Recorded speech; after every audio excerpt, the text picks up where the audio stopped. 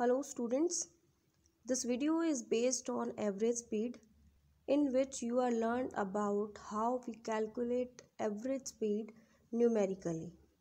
So all you know that what is speed? Speed is defined as it is the ratio of distance upon my time, but when we calculate average speed then you have to use the formula that is average speed is equals to initial speed plus final speed upon me 2. But this formula is used when the value of initial velocity, or we can say that initial speed, and the value of final speed is given numerically in the statement.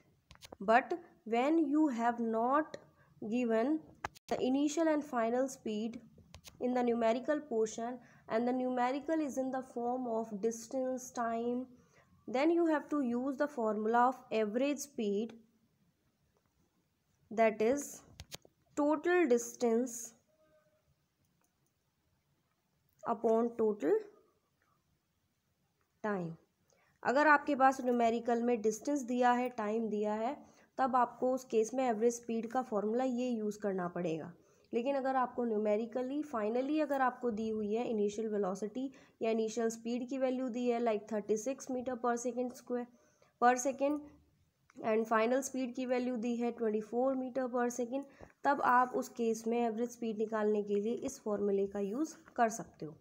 For example, जैसे कि हमारे पास first numerical है, Neeta travelled from town A to B. Let we consider this is town A and this is town B at a speed of 30 kilometre per hour. She return from B to A in same car at a speed of 60 kilometre per hour. Find the average speed. So students, अब यहाँ question arise होता है कि इस case में हमारे पास initial speed है और फाइनल स्पीड है, लेकिन इस केस में भी हम इस फॉर्मूले को यूज़ नहीं कर सकते कि average speed is equals to initial plus final velocity upon में 2. ये formula average speed find out करने के लिए तभी यूज़ होगा जब हमारे पास स्पीड यूनिफॉर्म होगी. यूनिफॉर्म मीन्स सेम स्पीड होगी. जिस स्पीड से ऑब्जेक्ट ए से बी तक ट्रैवल करके गया उसी स्पीड से अगर ऑब्जेक्ट बी से ए तक ट्रैवल करके आता है, मीन्स अगर हम नीता ट्रैवल करके जाती है A to B with a speed 30 kilometre per hour and she come back from B to A position still with the same velocity with the same speed that is 30 kilometre per hour. उस case में अगर हम average speed निकालेंगे, हम उस time पे ये formula use कर सकते हैं, that is u plus v by 2, that is 30 plus 30 upon 2 which is equals to 30 kilometre per hour. This is the average speed. लेकिन जैसे कि स्टेटमेंट कह रही है कि नीता ट्रैवल करके गई from A position to B, मतलब टाउन ए से बी तक, उसने स्पीड, उसकी स्पीड थी उस टाइम 30 किलोमीटर पर आवर, तो उसकी ये हो गई initial speed. And she return from town B to town A in the same, मतलब सेम डिस्टेंस तो उसने सेम कवर किया, लेकिन इस केस में स्पीड वेरी कर गई. अब उसकी स्पीड इंक्रीज हो गई, मीन्स इस केस में हम कह सकते हैं कि स्पीड हमारे पास यहाँ पे नॉन यूनिफॉर्म है. स्पीड चेंज हो जाए, स्पीड नॉन यूनिफॉर्म हो, उस केस में हम इस फॉर्मूले का यूज़ नहीं करेंगे. उस केस में हम एवरेज स्पीड को फाइंड आउट करने के लिए टोटल डिस्टेंस अपॉन में टोटल टाइम रेशो का यूज़ करेंगे. सो स्पीड यहाँ पे हमारे पास नॉन यूनिफॉर्म है. So let we consider speed आपको इनिशियल गिवन है, फाइनल गिवन है, डिस्टेंस को हमने डी से डिनोट किया है. सो जब नीता ए से बी ट्रैवल करके गई, उसने t1 टाइम लगाया and you know that speed is equals to distance upon में टाइम. डिस्टेंस आपके पास सेम है, टाइम को मैं यहाँ t1 से डिनोट कर सकती हूँ. एंड स्पीड आपको गिवन है, जब नीता ए से बी तक गई उसकी स्पीड थी 30 kilometre per our which is equals to d upon में t1. So we can write it as t1 is equals to d upon 30. Similarly when Neeta come back from b to a, उसने b से जब a position पे आई या town a में आई, तो उसने t2 time से हम इसको डिनोट कर रहे हैं, लेकिन डिस्टेंस अभी सेम है, उसकी स्पीड चेंज हो चुकी है. तो इस केस में हम लिख सकते हैं speed is equals to D by t2. Speed इस केस में जब वो रिटर्न बैक आई उसने स्पीड को इंक्रीज कर लिया, that is 60. So 60 is equals to D by t2. Here time comes t2 is equals to D by 60. So you have T1 and T2, that is total time. And जैसे कि formula बता रहा है कि average speed find out करने के लिए हमारे पास फॉर्मूला है, that is total distance upon में टोटल टाइम. जब नीता ए टाउन से बी टाउन तक गई तो उसने डी डिस्टेंस ट्रेवल किया, तो यहाँ से हम लिख सकते हैं कि टोटल डिस्टेंस हो गया D, plus back I again D distance, तो टोटल डिस्टेंस हो गया हमारे पास 2d. So we write it as 2d, that is total distance. And total time is T1 and T2, T1 plus T2. और इन T1 और T2 की values को जब हम पुट करेंगे, that is d/30 plus d/60. So average speed is equals to 2d upon LCM लेंगे यहाँ पे, that is 60, that is 2d plus d. ये हमारा न्यूमरेटर में चला जाएगा, which is equals to 2d upon 3d multiply by 60. So d से d cancel out हो जाएगा, 3 2 ज़ा 60. एंड एवरेज स्पीड हमारे पास यहाँ से आ गई है 40 kilometre per our. So this is the way how to calculate average speed numerically.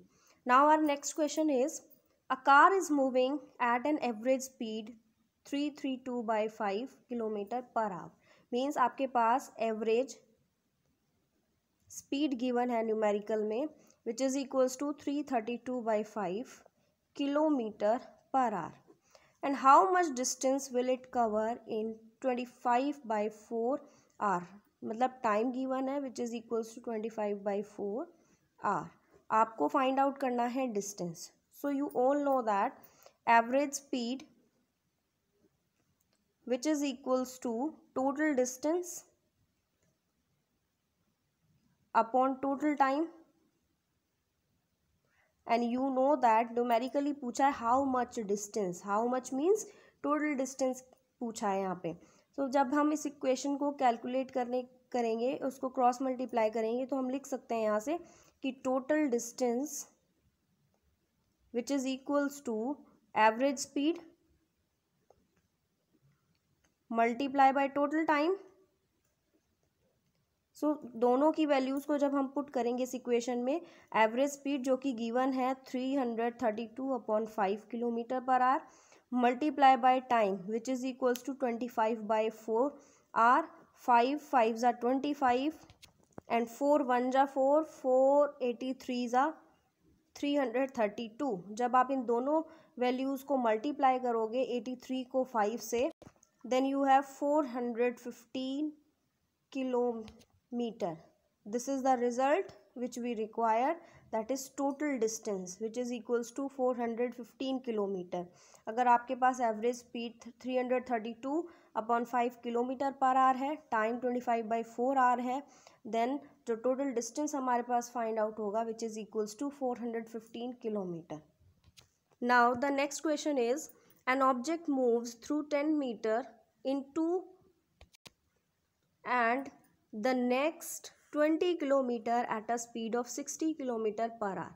Calculate its average speed. You know that average speed is calculated by the formula, that is total distance upon total time. So firstly you have to calculate total distance and total time. तब अगर आप ये statement पढ़ते हो कि एक object जो move कर रहा है, डिस्टेंस आपको गिवन है 10 मीटर, और कितने मिनट में इसने 2 मिनट में इसने डिस्टेंस ट्रैवल किया. And the next 20 kilometre distance इसने, which is equals to 20 kilometre distance इसने, स्पीड इस बार आपको गिवन है स्पीड, इतनी स्पीड से 60 किलोमीटर पर आवर की स्पीड से कितने टाइम में ट्रैवल किया होगा ये फाइंड आउट करना है, और आपको एवरेज स्पीड निकालनी है. तो स्टूडेंट्स टोटल टाइम आपके पास यहाँ से आ जाएगा. टाइम T1 आपको गिवन है 2 मिनट, टाइम T2 आपको फाइंड आउट करना है, और टोटल डिस्टेंस आपके पास यहाँ से आ जाएगा. You know that D1 distance given है 10 मीटर और D2 डिस्टेंस गिवन है आपके पास 20 किलोमीटर. सो पहले आपको इसको किलोमीटर को मीटर में चेंज करना पड़ेगा, which is equals to 20,000 metre. क्योंकि 1 किलोमीटर में 1000 मीटर होते हैं। So this is equals to 20,000 metre. जब दोनों को आप ऐड करोगे then you have 20,000 plus 10 which is equals to 20,010 metre. ये तो आपके पास आ गया टोटल डिस्टेंस। अब आपको फाइंड आउट करना है total time which is equals to T1 plus T2। T1 आपको गिवन है 2 मिनट, तो इसको भी सेकंड में चेंज करोगे तो 2 मल्टीप्लाई बाय 60, क्योंकि 1 मिनट में 60 सेकेंड्स होते हैं, तो ये हो जाएगा आपके पास 120 सेकेंड्स।